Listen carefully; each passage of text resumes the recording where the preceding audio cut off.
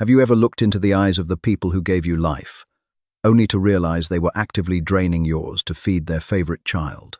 I died penniless and alone in a state-run hospice, crushed under $500,000 of debt. My parents tricked me into taking on for my sister.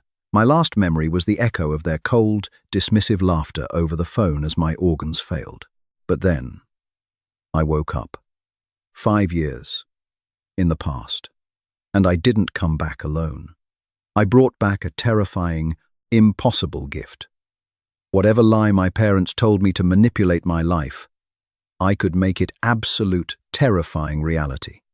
They thought they were playing me. They didn't know they were writing their own doom. The smell of cheap bleach and decaying hope is something you never forget. It clings to your skin, settles in the back of your throat, and becomes the only air you breathe. That was my reality in room 314 of St. Jude's Palliative Care Center. I was 26 years old, and I was dying. My kidneys were shutting down, a direct result of stress-induced hypertension and years of skipping my own meals to pay off a mountain of predatory loans. Loans I had never wanted. Loans that bore my signature, but paid for the lavish, glamorous life of my older sister, Abigail. I stared at the water stains on the acoustic ceiling tiles, my breathing shallow and ragged. My phone sat on the bedside table, a cracked piece of plastic that hadn't rung in 3 months. The last time I spoke to my mother, Margaret, she had sighed heavily into the receiver. "Chloe, you're being dramatic. Abigail needed that boutique to launch her fashion line. You know she's fragile. You're the strong one. We'll pay you back when the business takes off." The business didn't take off. Abigail spent the loan on a month-long trip to the Amalfi Coast with her fiancé, leaving me holding the bag when the creditors came knocking. When the stress broke my body, my parents, Richard and Margaret Harding, simply stopped answering my calls. They changed their numbers. They moved to a gated community in Scottsdale. They left their strong daughter to rot. A sharp, stabbing pain ripped through my abdomen. The heart monitor beside me began a frantic, high-pitched scream. I tried to reach for the call button, but my fingers were numb, heavy as lead. My vision tunneled. In the creeping darkness, a profound, unadulterated rage ignited within me. It wasn't fair. I had been the perfect daughter. I had obeyed. I had trusted them. I had swallowed their lies whole, believing that family meant sacrifice. If I had another chance, I thought, as the coldness rushed up my neck and pulled me under, I would never believe them again. I would make them choke on every single lie. Then, the monitor flatlined into a solid, continuous hum. The darkness took me. Gasps. I shot up in bed, my lungs pulling in a massive, greedy gulp of cool, clean air. I scrambled backward, my hands tangling in soft, expensive Egyptian cotton sheets. I wasn't in the dingy hospice bed. I wasn't attached to IV drips. I was in my old bedroom at my parents' house in Oak Brook, Illinois. The morning sunlight filtered through the sheer curtains, casting golden, geometric patterns on the hardwood floor. I looked down at my hands. They were full, healthy, unblemished by needle marks or the pale pallor of imminent death. Trembling violently, I reached for the nightstand and grabbed my phone. It wasn't cracked. The date on the screen glared back at me.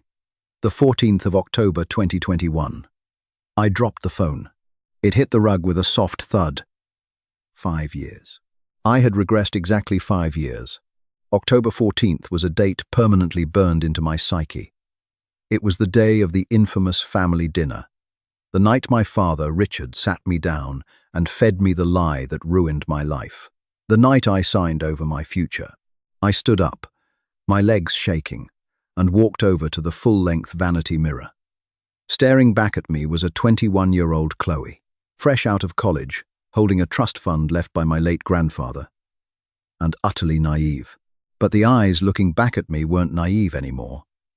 They were cold. They were dead. They belonged to a ghost who had clawed her way out of a grave.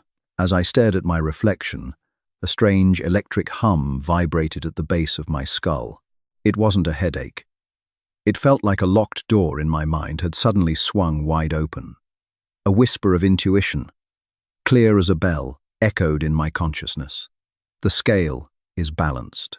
Their deception is your weapon. Accept the lie, and reality will bend. I didn't fully understand it yet, but I could feel the truth of it humming in my veins. The universe, in its infinite chaotic justice, had sent me back with a failsafe. My parents' greatest weapon against me was their ability to lie with a straight face. Now, I held the detonator. I walked to my closet and pulled out a simple, understated navy dress. If tonight was the night I was meant to walk to the slaughterhouse, I would make sure I dressed appropriately for their funeral. The smell of rosemary and roasted lamb wafted up the grand staircase. Margaret always cooked a lavish meal when she was preparing to orchestrate a financial execution. I descended the stairs slowly, my hand gliding over the polished mahogany banister. I could hear the clinking of crystal glasses and the low murmur of my father's voice in the formal dining room. I paused in the doorway. There they were. Richard Harding, looking distinguished with his silver-templed hair and expensive bespoke suit. Margaret Harding, dripping in Cartier, her face a mask of practiced maternal concern. And there, picking at her salad with a look of supreme boredom, was Abigail. Her blonde hair was perfectly blown out, her manicured nails tapping against her phone screen. "Ah, Chloe," my father said, looking up with a perfectly engineered smile that didn't reach his eyes. "Join us, sweetheart. Your mother made your favorite." It wasn't my favorite, it was Abigail's favorite. But I smiled, pulled out my chair, and sat down. "Smells wonderful," I lied smoothly. For the first 20 minutes, the conversation was excruciatingly normal. They asked about my job hunt, offering condescending advice while praising Abigail's vague, non-existent plans to become an influencer. I ate quietly, waiting for the curtain to rise on their main act. Right as Margaret cleared the salad plates, Richard sighed heavily. He took off his glasses and pinched the bridge of his nose. It was an Oscar-worthy performance. "Chloe," he began, his voice thick with artificial sorrow, "there's something we need to discuss as a family. Something incredibly difficult. Here it comes." I put down my fork, arranging my face into an expression of innocent concern. "What is it, Dad? You look terrible." He reached across the table and placed his hand over mine. His skin felt like a snake's. "It's the company, honey. Caldwell Enterprises. It's gone. I made a terrible miscalculation with an overseas shipping syndicate in Singapore. The cargo was lost, and our partners defrauded us. We are facing total, catastrophic ruin. The bank is moving to freeze our accounts tomorrow morning. We are completely bankrupt. We'll lose this house by the end of the month." Margaret let out a perfectly timed, dramatic sob, dabbing her dry eyes with a silk napkin. Abigail looked up, briefly annoyed that her inheritance might be in jeopardy, though she already knew the script. In my previous life, this was the moment my heart shattered. I had cried. I had hugged my father, and when he inevitably asked me to use my grandfather's protected trust fund as collateral for a $500,000 bridge loan to save the house, I signed the papers without reading them. The shipping company lie was just that, a lie. He had needed the money to pay off a massive gambling debt and buy Abigail a condo in Manhattan. This time, I didn't cry. I looked at his hand resting on mine. The hum at the base of my skull flared into a roaring inferno. The power felt heavy, tangible, waiting for my command. He wants to be bankrupt, I thought. Let him be. I looked up, meeting his calculating eyes. I let a single perfect tear roll down my cheek. "Oh my God, Dad," I whispered, my voice trembling with feigned devastation. "I believe you. That is absolutely tragic. You are completely bankrupt. You have nothing." The moment the words left my lips, the air in the dining room seemed to warp. A subtle, silent shockwave rippled outward from my chest, distorting the light from the chandelier for a fraction of a second. I felt a cold rush of energy leave my body, locking the lie into the fabric of the universe. Richard gave a sad, martyr-like nod. "It is, sweetie. And that's why I need— His phone, resting on the table next to his wine glass, suddenly erupted into a frantic ringing. He frowned, irritated by the interruption. He glanced at the caller ID, and his annoyance shifted to confusion. "It's Ari," he muttered. Ari Pendleton was his chief financial officer. "Ignore it, Richard," Margaret hissed, wanting to close the trap on my trust fund. "I can't. He's calling on the emergency line," Richard said, picking up the phone and answering it on speaker. "Ari? I'm in the middle of dinner. What is it?" Ari's voice crackled through the speaker, breathless and steeped in absolute terror. "Richard, turn on the news, the financial networks. It's the Singapore Syndicate, the Vanderlei Shipping Group. They just filed for Chapter 11 bankruptcy. The CEO was arrested for massive wire fraud half an hour ago." Richard froze. The blood drained from his face so fast he looked like a corpse. "Ari, what are you talking about? We didn't actually invest heavily in Vanderlei. We only hold a minor shell position." "Not anymore," Ari screamed. "Someone authorized a massive leverage play this morning. Our entire liquid capital was tied into their futures. Richard, the SEC just froze our corporate accounts 10 minutes ago. The bank is triggering the default clause on the house. We have zero liquidity. We are utterly, totally bankrupt. It's over." The phone line went dead. Silence slammed into the dining room like a physical weight. Margaret's jaw was practically resting on her chest. Abigail's phone slipped from her fingers and clattered onto her plate. Richard sat frozen, his eyes wide and unseeing. He couldn't comprehend it. The lie he had meticulously crafted to steal my money had just manifested into reality with surgical precision. I picked up my fork and calmly took a bite of the roasted lamb. "Wow," I said softly, chewing slowly. "It's a good thing I believed you, Dad. You really are broke." The next 48 hours in the Harding household were a masterclass in hysteria. The illusion of our perfect, wealthy suburban life violently shattered. The oak-paneled walls of my father's study echoed with his frantic screaming as he berated lawyers, bankers, and anyone who would answer his calls. But the truth was inescapable. The money was gone. Caldwell Enterprises was a crater, and the family estate was collateral damage. I watched the chaos unfold with a serene detachment. I spent my days reading by the window, sipping Earl Grey tea while movers, sent by the bank, began appraising the antique furniture. My parents hadn't approached me about my trust fund yet. The shock of their fake bankruptcy becoming a reality had paralyzed their original scheme. But rats, when cornered, always find their way back to the cheese. On the third morning, Abigail finally broke. She stomped down the stairs in a silk robe, her face red with fury. "Mom!" she shrieked, her voice echoing through the half-empty foyer. My Amex Black Card was just declined at Neiman Marcus. The SA looked at me like I was a peasant. "What is going on?" Margaret rushed out of the kitchen, looking haggard. Her hair, usually perfectly coiffed, was a messy nest. "Hush, Abby. Honey, please. Your father is dealing with a temporary liquidity issue. I don't care about his liquidity." Abigail screamed, stomping her foot. "I have a trip to Paris booked for next week. I need money." From my spot in the adjoining sunroom, I watched Margaret's eyes dart around desperately. Her gaze landed on me. I could practically see the rusty gears in her head turning. The original plan to steal my trust fund to cover a fake bankruptcy was now useless because the bankruptcy was real and my trust wasn't enough to save a multi-million-dollar corporation. But it was enough to maintain Abigail's luxurious lifestyle and keep the illusion of their wealth alive for a few more months while they hid assets. Margaret approached me, her face shifting instantly from panicked enabler to a mask of profound, tragic, motherly grief. It was chilling how quickly she could switch it on. She sat across from me, reaching out to grasp my hands.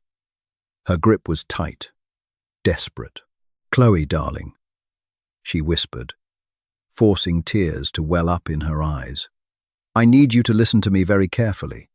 Your father's financial ruin, It's taking a toll on all of us, but it's destroying your sister." I tilted my head, feigning ignorance. "Abigail?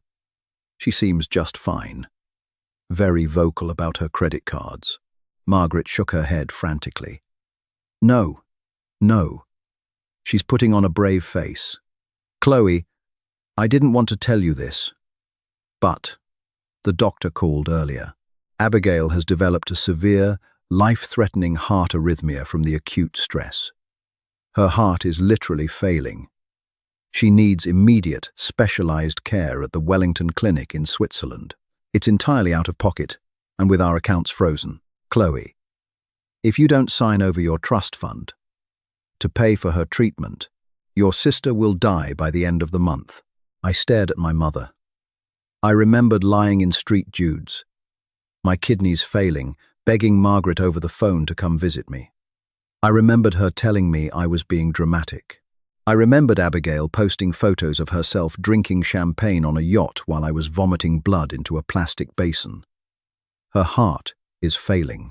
A cold, vicious smile tugged at the corners of my mind, though my face remained a portrait of shock. The hum at the base of my skull awoke, vibrating with a dark, eager energy. My mother was serving her golden child to the altar of my power. "Mom," I breathed, my voice barely above a whisper. I squeezed her hands back, looking deeply into her lying eyes. I had no idea. A failing heart? I believe you. It must be agonizing for her. The air in the sunroom fractured. A heavy, invisible pressure descended upon the house, making my ears pop. The power surged out of me, dark and absolute. I believe you. Let her heart fail. For a split second, nothing happened. Margaret looked relieved, her tearful facade cracking into a tiny, victorious smirk. "Thank you, Chloe. I knew you would step up. Let me just get the transfer papers." A horrific, guttural shriek tore through the silence of the house. It came from the foyer. Margaret jumped, ripping her hands from mine. We both ran to the archway. Abigail was halfway up the grand staircase.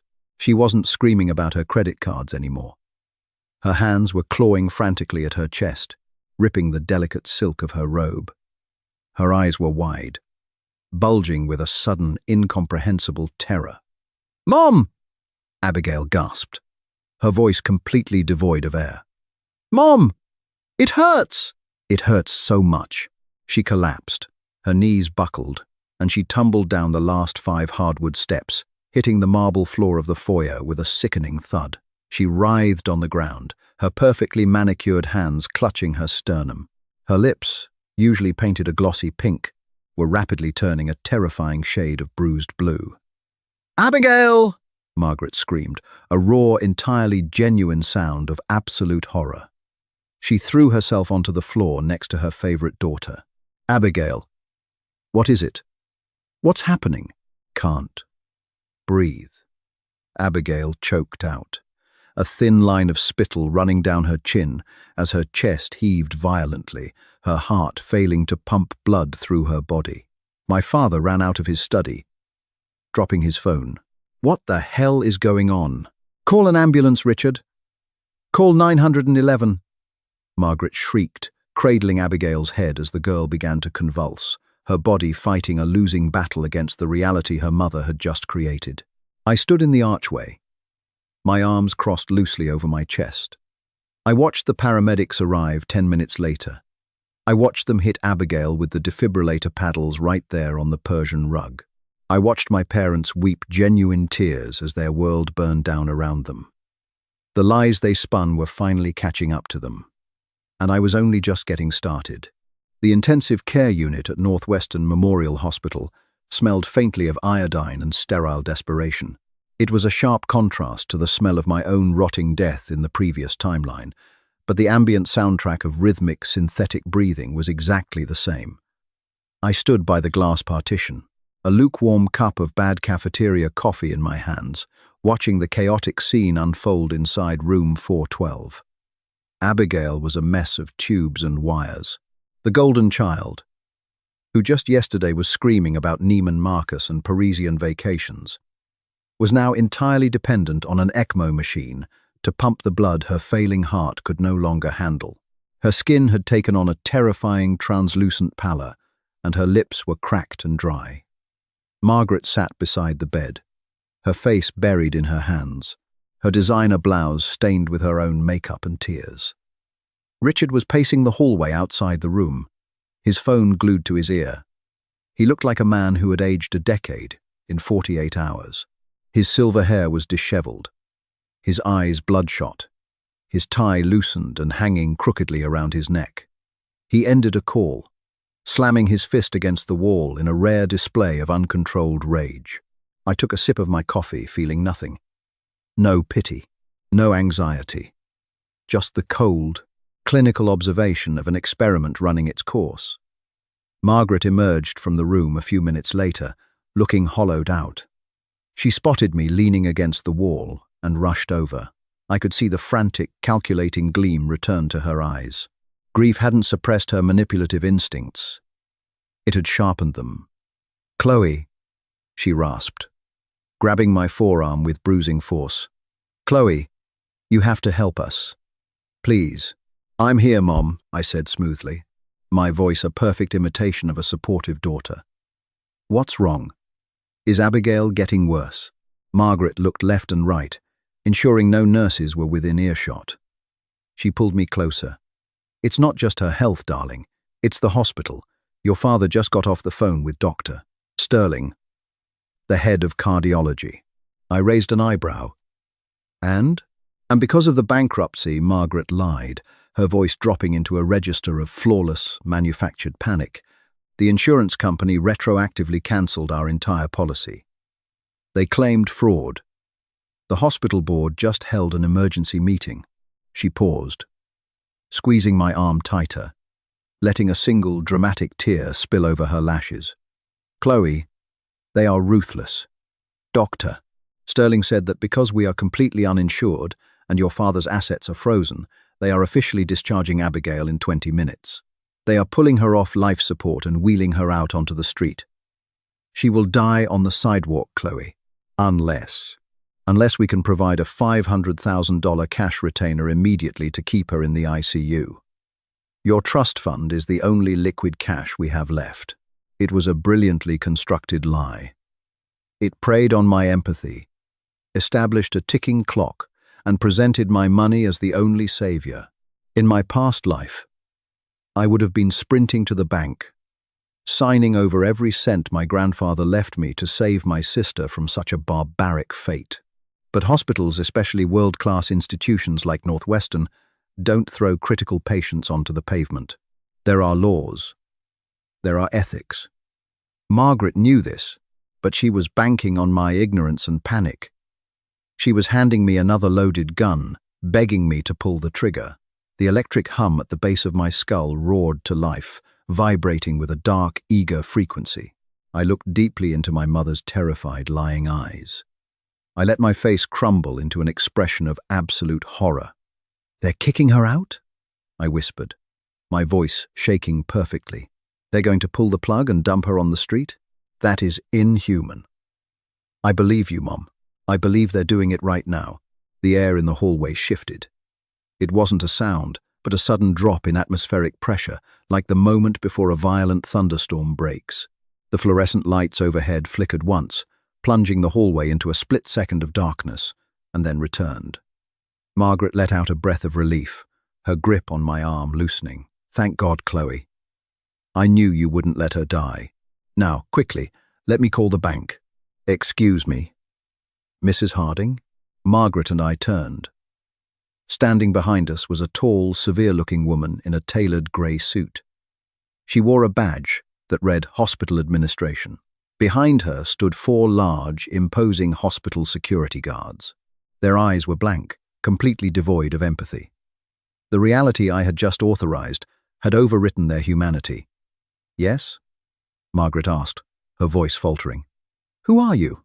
"I am the Director of Patient Admissions," the woman said in a flat, robotic tone. "As your insurance policy has been retroactively voided and you possess no visible means of financial compensation, your daughter, Abigail Harding, is hereby discharged from Northwestern Memorial Hospital. Effective immediately. Margaret stared at her, a nervous, confused laugh bubbling from her throat. What? No, you can't do that. She's on life support. She'll die. This is a private institution. Not a charity, Mrs. Harding. The administrator replied coldly. She nodded to the security guards. Disconnect the patient and remove her from the premises. Wait, Margaret shrieked, the reality of her own lie finally crashing down on her. No! My daughter is getting the money. Chloe, tell them. I took a step back, my face a mask of helpless shock. I don't have it on me. It takes days to wire that much. The security guards pushed past Margaret, ignoring her frantic grabbing. They marched into room 412. Richard, who had been watching from down the hall, sprinted over. What the hell is going on? He bellowed, trying to body block the doorway. A guard twice his size effortlessly grabbed Richard by the lapels and shoved him hard against the wall, pinning him there. Inside the room, a nurse with dead, vacant eyes calmly stepped up to the ECMO machine and hit the power switch. The rhythmic, synthetic breathing stopped. The room was suddenly plunged into an eerie silence, save for the frantic, flatlining scream of the heart monitor. No! No! Stop! Margaret wailed, throwing herself at the guards. They ignored her. With brutal, terrifying efficiency, they unhooked Abigail from the wall monitors. They didn't bother removing the IVs, they just severed the lines. Abigail, barely conscious, began to gasp for air like a fish out of water. Her chest heaved, her eyes rolling back into her head. Please, Richard begged, tears streaming down his face as the guard held him back. I'll get the money, I swear to God. Just leave her hooked up. Discharge complete, the administrator said. The guards grabbed Abigail's hospital bed and rolled it roughly out of the room. They moved at a brisk pace down the hallway, ignoring the horrified stares of other patients and staff, whose realities had been subtly bent to ignore this blatant violation of medical ethics. Margaret and Richard chased after the bed, screaming, begging, sobbing. I followed at a leisurely pace, my coffee still warm in my hand. We reached the ground floor. The automatic sliding doors of the main entrance hissed open, letting in a blast of freezing Chicago autumn air. The guards pushed the bed straight through the doors, out onto the concrete drop-off zone. With a final, violent shove, they pushed the bed away from the entrance. The wheels locked, bringing the bed to a jarring halt on the cold pavement. The guards turned on their heels and walked back inside, the glass doors sliding shut and locking behind them. Margaret collapsed onto the concrete beside the bed, cradling Abigail's suffocating face. Help! Somebody help us! She screamed into the wind. Richard fell to his knees, pulling out his phone with shaking hands to dial 911. I stood on the curb a few feet away, watching my sister turn blue under the grey afternoon sky. My mother had asked for a tragedy to extort me. The universe, through me, had simply delivered her exact request. It took a city ambulance 20 minutes to arrive. By the time they loaded Abigail into the back, she was barely clinging to life. Because Northwestern had legally discharged her, the paramedics had no choice but to transport her to the nearest public facility, Cook County General. It was a stark downgrade. The gleaming, state-of-the-art corridors of Northwestern were replaced by flickering fluorescent lights, peeling linoleum floors, and the smell of industrial bleach failing to mask the scent of human suffering. Abigail was stabilized, but barely. She was shoved into a crowded ward, hooked up to a rudimentary ventilator. My parents were broken, but beneath their grief, a toxic, venomous paranoia was beginning to brew. Richard, always the predator, could sense that something was deeply wrong. He didn't understand the physics of my power, but he understood cause and effect. Since the dinner where he tried to steal my money, every single move he made had imploded with impossible, catastrophic precision. And through it all, I remained perfectly, unnervingly fine. The next morning, I received a text from Richard. Come to the house. We need to talk about your sister's legal options. Come alone. I knew it was a trap. The bank had officially foreclosed on the Oak Brook estate, and movers had been clearing out the furniture for 2 days. It was the perfect place for a private, desperate confrontation. I drove my modest Honda Civic up the winding driveway. The massive oak front doors were propped open. I walked inside. The grand foyer, where Abigail had collapsed just days prior, was entirely empty. Our voices echoed against the bare walls. "Dad?" I called out, stepping into the living room. Richard was standing by the fireplace. He looked ragged, feral, but he wasn't alone. Standing next to him was a man in a cheap, rumpled grey suit. He had a thick neck, a buzz cut, and eyes that looked like dirty pennies. I recognized him from a few of my father's golf outings in my past life. Detective Greg Miller, Chicago Police Department. He was a fixer, a man who made DUI charges for my father's wealthy friends disappear for a price. "Sit down, Chloe," Richard said, his voice hard, devoid of any paternal warmth. He gestured to a solitary folding chair the movers had left behind. I sat, crossing my legs casually. "What's this about? Who is your friend?" Detective Miller stepped forward, flashing a tarnished silver badge. "Detective Miller, CPD. I'm going to make this quick and ugly, kid. Your father called me in as a personal favor." Richard crossed his arm, staring me down. The grief for his dying daughter was temporarily eclipsed by his desperate need for my trust fund. "Chloe," Richard began, his voice dripping with malice, "we know what you did. We know you hate Abigail. We know you've always been jealous of her." I tilted my head. "Jealous of her heart failure? Don't play smart with me." Richard snapped, his face reddening. He pointed a shaking finger at me. "Detective Miller and I went out to your car while you were walking up to the house. We searched your trunk. I maintained my calm, though I knew exactly where this was going." "Without a warrant?" "That's illegal, Detective," Miller scoffed. A nasty, guttural sound. "Warrants are for people who aren't looking at 20 years in a federal penitentiary. Inside your trunk, wrapped in a spare tire, I found 2 kilos of pure, uncut fentanyl, a trafficking amount. I didn't have fentanyl in my trunk.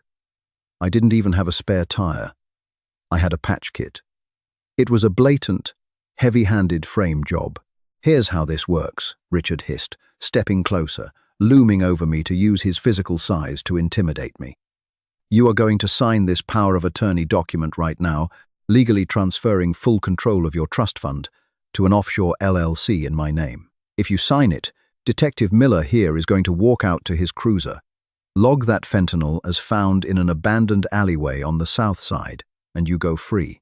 If you don't sign it." Miller pulled a pair of heavy steel handcuffs from his belt and let them dangle, the metal clinking loudly in the empty room. "If you don't sign it, I arrest you for narcotics trafficking. You'll be denied bail. You'll spend the best years of your life rotting in a cage." It was a bold, desperate lie.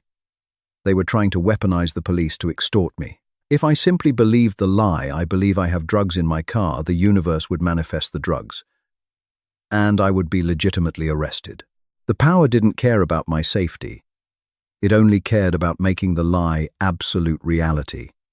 I needed to twist the blade. I needed to focus on the premise of the lie, specifically the nature of the man delivering it. I looked at the handcuffs, swinging from Miller's thick fingers. Then, I looked up at my father. I let a small, terrified gasp escape my lips. "Oh my God, Dad," I whispered, my voice trembling. I looked at Miller with wide, frightened eyes. "You're telling me that Detective Miller is a deeply corrupt officer? That he routinely fabricates evidence, extorts innocent civilians, and takes bribes?" Richard frowned, momentarily thrown off by my phrasing. "I didn't say all that," I said. I stood up, cutting him off, my voice rising, in a pitch of perfect, panicked belief. "I believe you, Dad. I believe Detective Miller is a dirty, hunted criminal who is currently the prime target of a massive, active internal affairs and FBI racketeering investigation. The hum at the base of my skull flared with such violent intensity that I tasted copper in my mouth. A shockwave of unseen energy blasted through the empty living room, rattling the window panes. Miller laughed, a harsh, mocking sound. "Nice try, kid. The FBI doesn't give a damn about..." The massive oak front doors exploded inward. They didn't just open, they were violently breached by a steel battering ram. The sound was deafening, echoing like a bomb blast in the empty foyer. FBI. "Nobody move. Show me your hands." A dozen heavily armed men in tactical gear swarmed into the house, laser sights cutting through the dust kicked up from the breach. They poured into the living room in a synchronized wave of black armor and assault rifles. "Down! Get on the ground! Now!" a voice roared. Miller froze, his face draining of all color. He dropped the handcuffs, his hands shooting up into the air. "Whoa! Whoa! I'm CPD.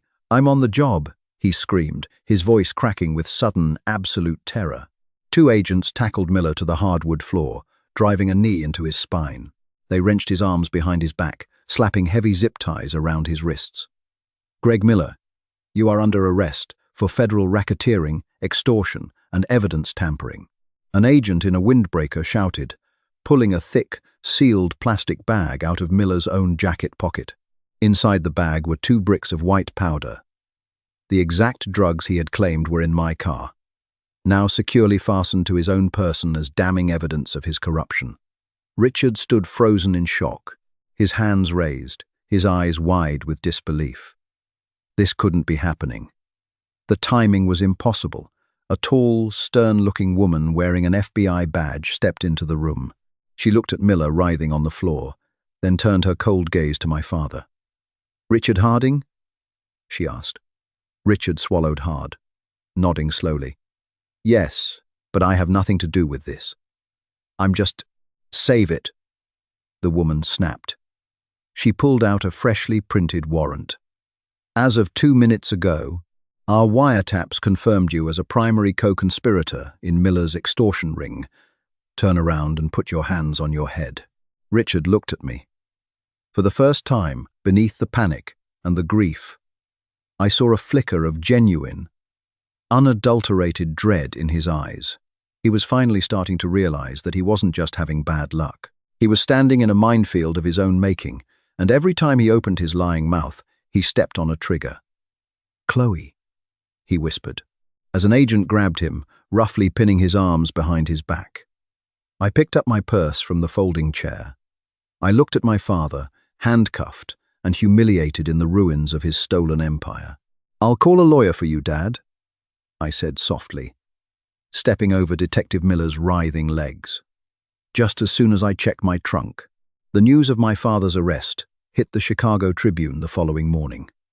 The headline, "Prominent Oak Brook executive indicted in sweeping CPD corruption sting," was accompanied by a terribly unflattering perp walk photo of Richard Harding in handcuffs, his bespoke suit ruined by the harsh fluorescent lighting of the federal booking area.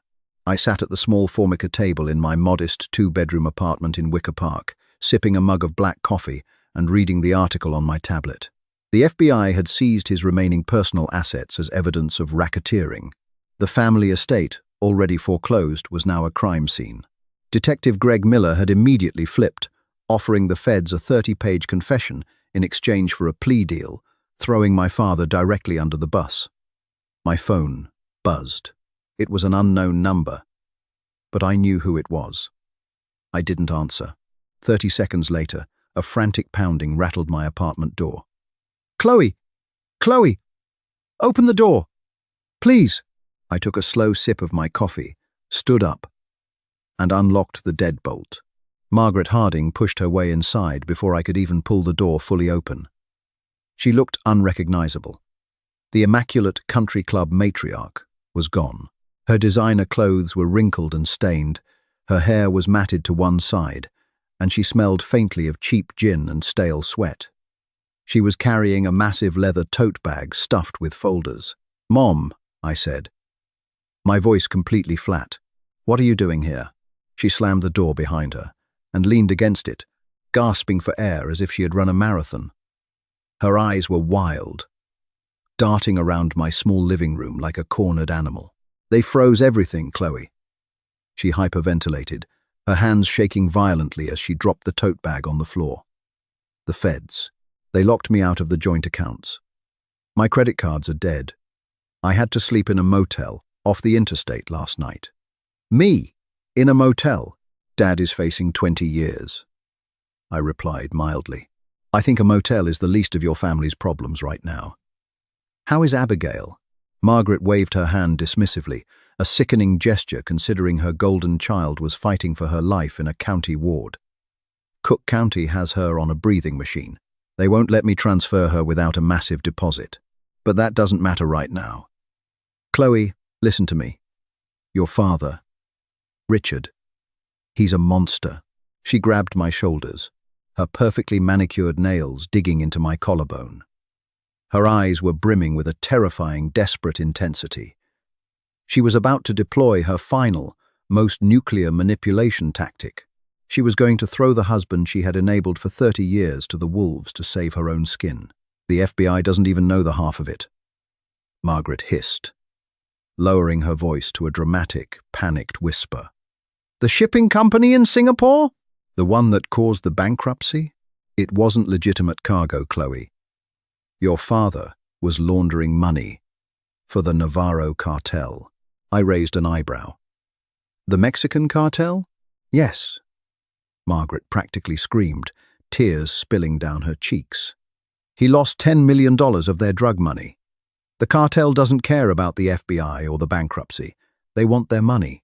And Richard, that cowardly bastard, he told them about your trust fund. He told them, you have the money to pay them back." She shook me, her breath hot on my face. "They contacted me this morning, Chloe. They said if I don't wire them $500,000 by midnight tonight, they are going to find me, torture me, and skin me alive. I'm a dead woman. You have to sign over the trust right now so I can pay them and disappear. Please. To save your mother's life." I stared into her eyes. It was a brilliant, horrifying lie.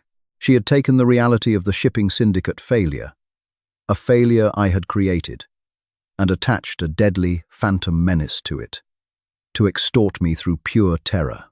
She wanted my money so she could flee the country and abandon both her husband and her dying daughter. The electric hum at the base of my skull flared, vibrating with a vicious, righteous fury.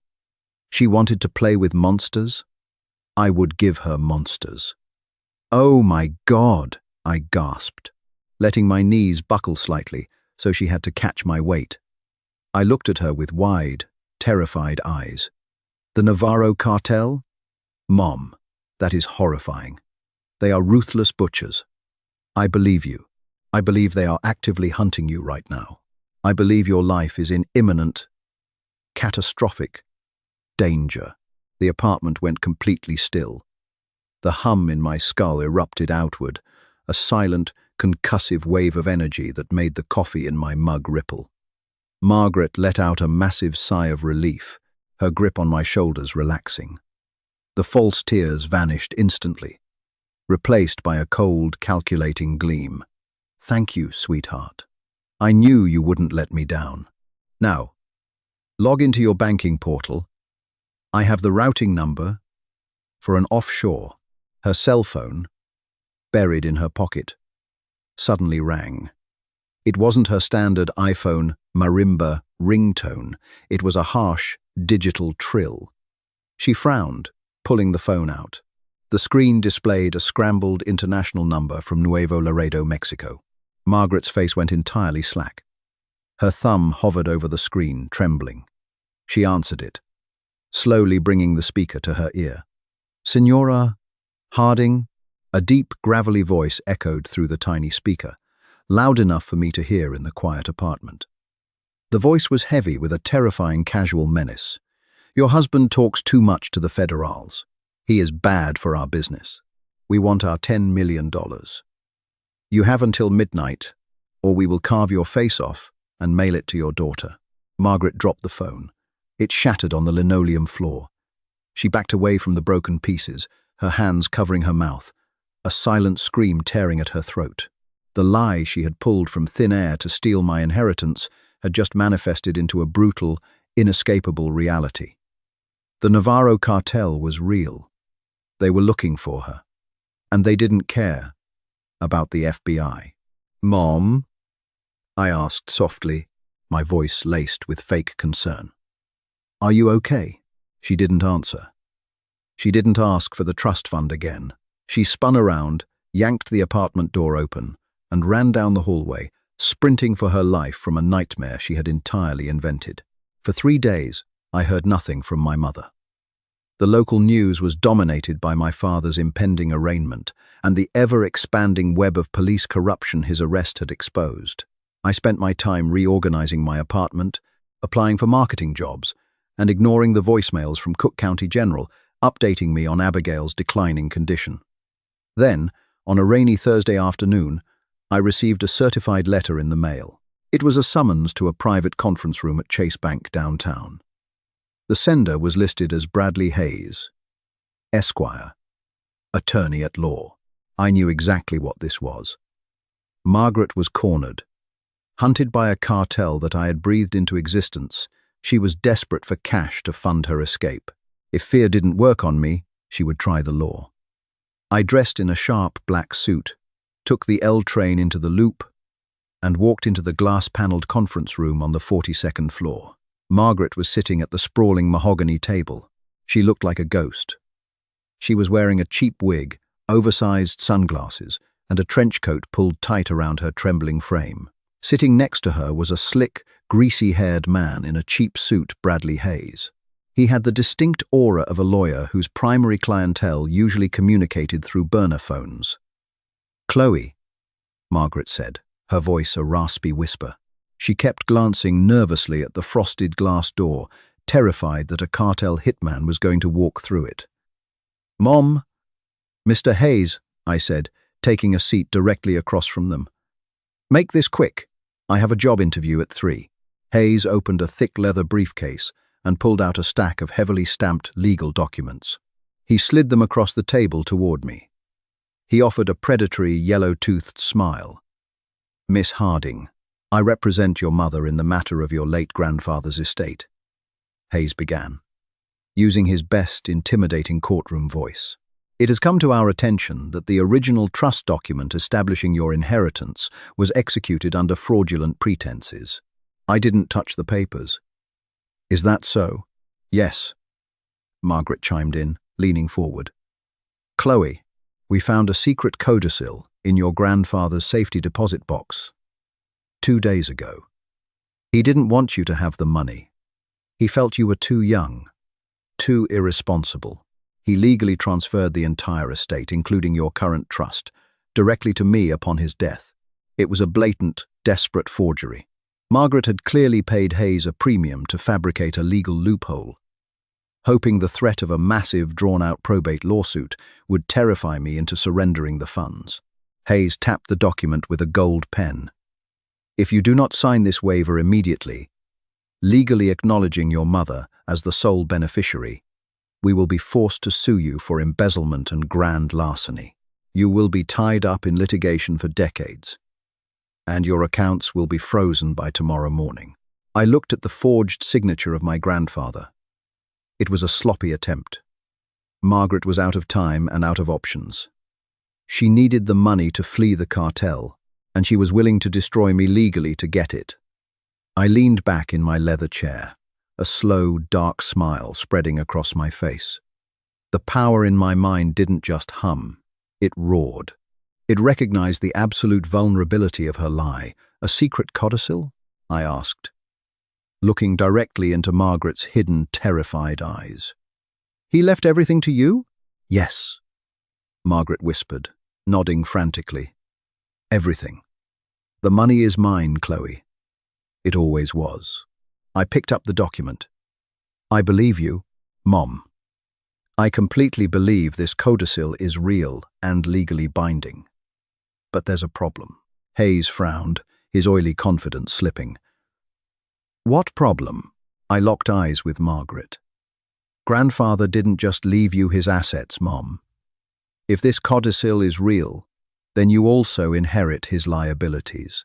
And I know for a fact that grandfather died owing the IRS $12 million in unpaid back taxes and penalties from a massive, illegal offshore tax shelter. If the estate is yours, then that debt is entirely yours, too. Margaret froze. Hayes dropped his pen. Wait. What? Hayes stammered, looking at Margaret. You didn't tell me about a tax liability. Because it's a lie! Margaret shrieked, ripping off her sunglasses. He didn't owe the IRS anything. He was audited before he died. No, Mom, I said smoothly, my voice echoing with unnatural, commanding resonance. I believe you. The codicil is real. You inherit everything, including the $12 million of federal tax debt. The conference room air pressure plummeted so violently that my ears popped. The heavy mahogany table shuddered. The lie was sealed. The reality was overwritten. At that exact second, Hayes's laptop, open on the table, emitted a loud, sharp chime. He looked down at the screen, his face draining of blood. What is it? Margaret demanded, her voice cracking. My escrow account, Hayes whispered, typing frantically. The bank just executed an automatic, zero-balance sweep. It's an IRS federal levy. Margaret grabbed the laptop, staring at the screen. The screen displayed a massive, glaring red notification from the Internal Revenue Service, confirming the immediate seizure of all assets tied to Margaret Harding's Social Security number, including the trust fund she had just successfully, magically transferred into her name. Her balance was negative, $12 million. No, Margaret sobbed, slamming the laptop shut. No, Chloe, fix it. Tell them it's a lie. I can't fix the truth, Mom, I said softly, standing up and smoothing my skirt. You own the trust, and you owe the government $12 million. Oh, and by the way, when the IRS seizes your assets, they publish the seizure in the public federal registry. Anyone tracking your financials, say, an angry cartel looking for their $10 million now, knows exactly where you are, and that you are completely, irrevocably broke. Margaret let out a sound that wasn't human. It was the primal, harrowing shriek of a woman realizing she was trapped in a cage with no exit, surrounded by wolves. She had nothing left. Her husband was in federal prison, her daughter was rotting in a public ward.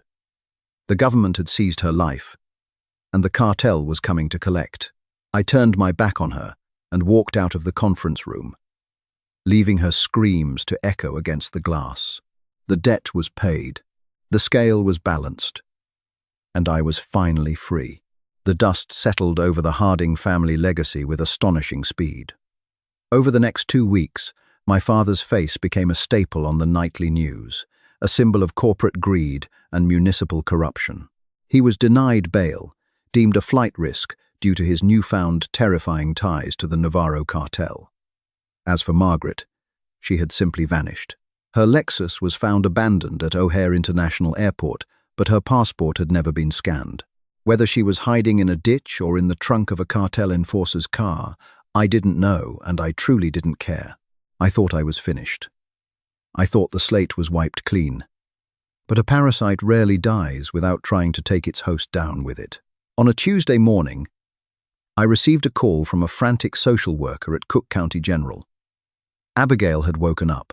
Due to the lack of funds and the criminal investigations surrounding our family, the hospital was preparing to transfer her to a long-term, state-run care facility.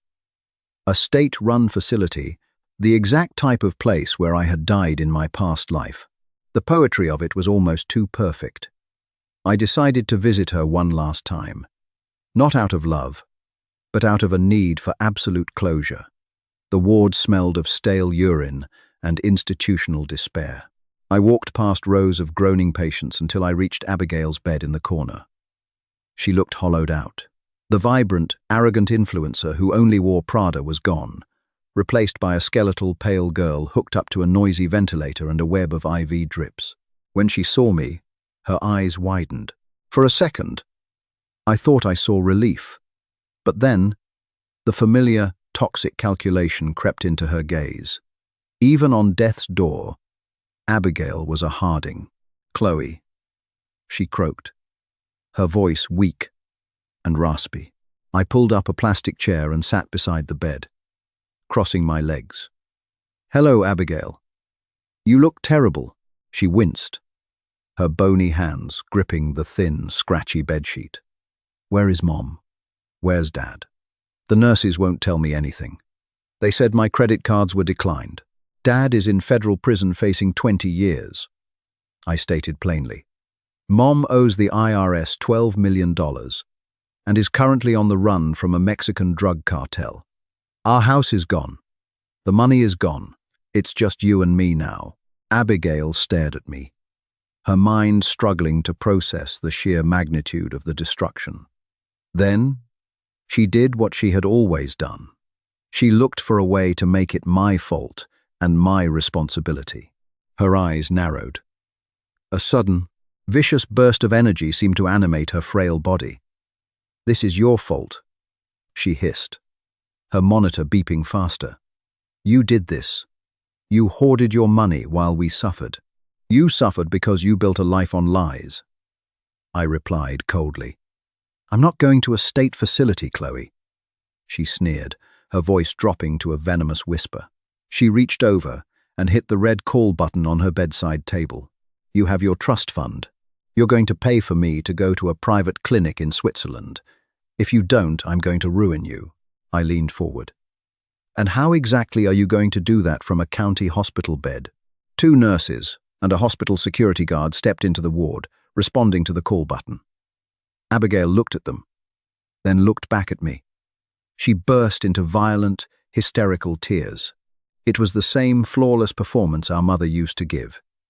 "Help me," Abigail screamed to the nurses, pointing a trembling skeletal finger at me. "Arrest her, please. She's the reason I'm in here." My heart didn't just fail, she pushed me. She pushed me down the stairs at our house because she wanted my inheritance. "She broke my back. I can't feel my legs. I'm completely paralyzed because of her." The nurses gasped, exchanging horrified looks. The security guard placed his hand on his radio, stepping cautiously toward me. It was a brilliant, horrific, desperate lie. Abigail knew the police were already investigating our family. If she claimed attempted murder and framed my presence at the house as an assault, she could drag me down into the legal abyss with them. She was willing to fake paralysis to start a high-profile victim campaign, leveraging public sympathy to force me into a settlement. I looked at her legs beneath the thin sheet. I knew she could feel them. She had been shifting her feet just moments ago. The hum at the base of my skull didn't just wake up. It screamed. It recognized the ultimate betrayal. The sister who had drained my life in the past was trying to steal my freedom in the present. I stood up slowly. I didn't defend myself to the nurses. I didn't panic. I looked down at Abigail's crying, lying face. "You're right," I whispered, my voice dripping with a terrifying, absolute sorrow that echoed in the quiet ward. "I am so sorry, Abigail. I believe you. I believe your spine was completely and permanently severed in the fall. I believe you will never, ever feel your legs again." The air in the ward cracked like a whip. A heavy, invisible weight slammed down onto Abigail's bed. Abigail stopped crying. Her mouth opened in a silent O of sudden, incomprehensible shock. She looked down at the bedsheets. "Wait!" she gasped, her hands flying to her thighs. She dug her fingernails into her skin. Nothing. She punched her own kneecap. Nothing. The lie had become a permanent, horrifying truth. The nerve pathways in her spinal cord had instantly and irrevocably vanished. I can't," she stammered, her eyes bulging with genuine, mind-shattering terror. She looked up at the nurses. "I can't feel my legs. I actually can't feel my legs. Oh my God! Help me!" The nurses rushed forward, completely ignoring me as they began to examine her, pricking her feet with a safety pin, drawing no reaction. I stepped back, smoothing out my coat. "You heard her. I said to the security guard, my voice perfectly steady. "It's a tragic medical complication from her heart failure. Please make sure she gets comfortable in the state facility. She's going to be sitting in that chair for the rest of her life." I turned and walked out of the ward. Behind me, the golden child's screams of genuine agony echoed down the linoleum hallway, a fitting soundtrack to the end of the Harding family. The final legal proceedings took 6 months to untangle. Because attorney Bradley Hayes was indicted by the FBI for wire fraud and conspiracy alongside my father, the forged codicil transferring my trust fund to Margaret was thrown out of federal court. The bank reversed the hold, and my grandfather's original, unblemished millions were securely transferred into a private account under my sole control. Margaret's debt to the IRS, however, remained. The reality I had manifested anchored itself to her social security number, not the forged paperwork. She was a ghost, with a $12 million bounty on her head. 2 months after she fled my apartment, Mexican authorities found a burned-out Lexus matching her plates in the Sonoran Desert. The DNA on the driver's seat was a match. The Navarro cartel always collected their debts. Richard Harding stood before a federal judge in late spring. Without his high-priced lawyers, he looked like exactly what he was, a pathetic, hollow man. The judge handed down a 25-year sentence in a maximum security penitentiary. He would die behind bars, bankrupt and forgotten. Abigail was transferred to the street. Jude's palliative care center, the exact same facility where I had drawn my last breath in my previous life. Without my money to fund her private care, she was just another ward of the state. She was permanently paralyzed from the waist down, her failing heart keeping her bedridden and dependent on the charity of overworked nurses. I visited her once, anonymously, standing outside her window on the ground floor. I watched her staring blankly at the water stains on the acoustic ceiling tiles, trapped in a decaying body, abandoned by the world. The scale was finally perfectly balanced. As I walked away from the hospice center, a strange sensation washed over me. The electric hum at the base of my skull, the heavy, dark vibration that had been my constant companion since the morning. I woke up in the past, suddenly fluttered, and then vanished. It faded into nothingness, like a radio being clicked off. The power was gone. It had served its purpose. The universe had given me a weapon to survive a family of vipers. And now that the vipers were dead or caged, the weapon was no longer needed. I wasn't a god of reality anymore. I was just Chloe. I bought a small, beautiful house on the coast of Maine, far away from the toxic suburbs of Chicago. I invested my trust fund into a small publishing house, focusing on giving a voice to survivors of domestic and financial abuse.